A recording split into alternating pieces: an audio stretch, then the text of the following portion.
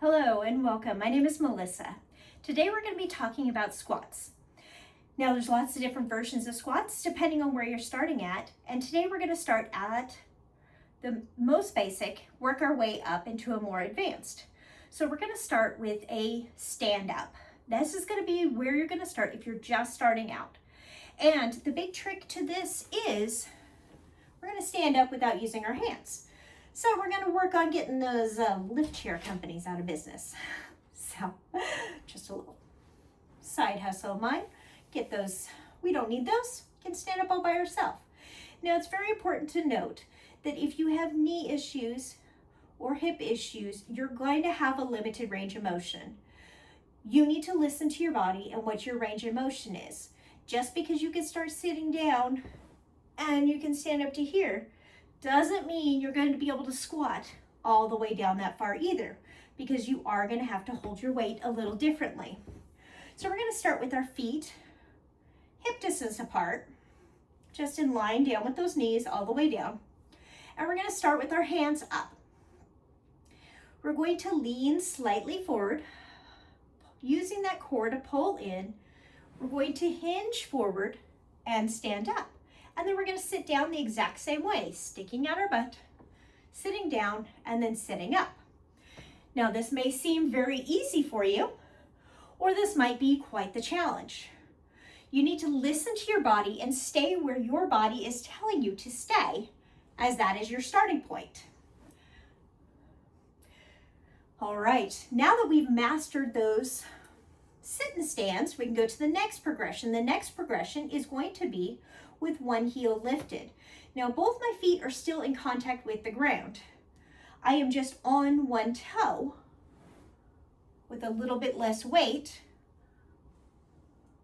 on that other foot.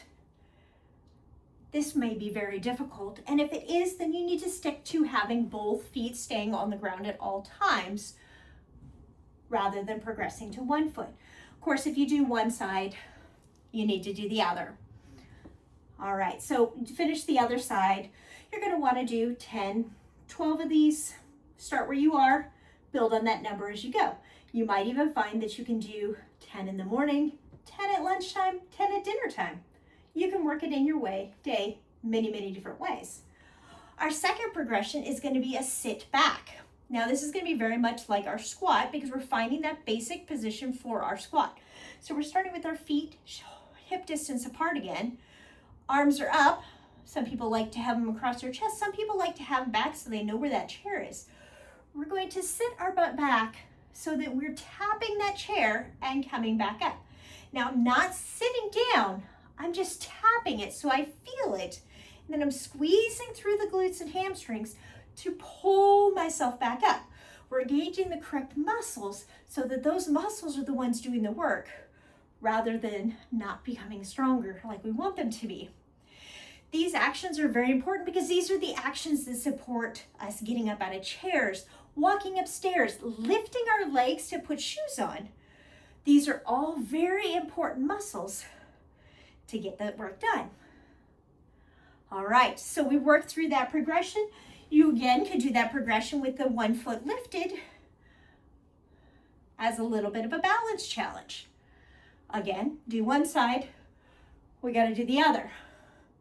Now I do have an ankle injury that I've been recovering from for a very long time, so sometimes one side is a little bit wobblier for me, but I do these because they do help me work on that ankle stability. Our next progression is going to be a non-supported squat.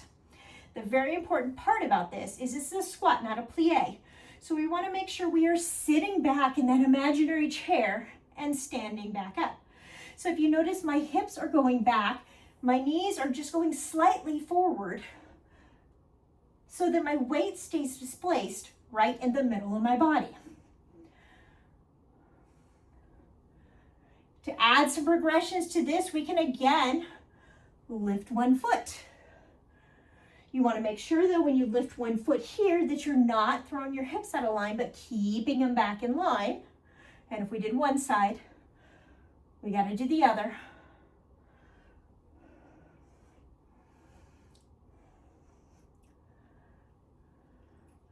And then if you want even more challenge, we'll start back at the chair to show you this one last challenge. We can do a stand and then lift.